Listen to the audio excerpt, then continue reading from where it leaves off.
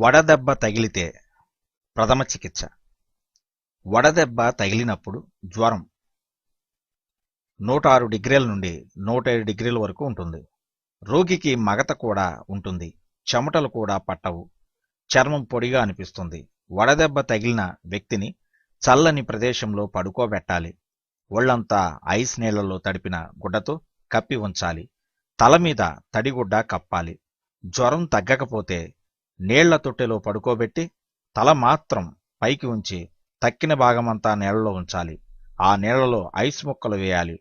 జ్వరం 102 డిగ్రీలకి దిగిన తరువాత రోగిని బయటకు తీసి చల్లని ప్రదేశంలో పడుకోబెట్టాలి.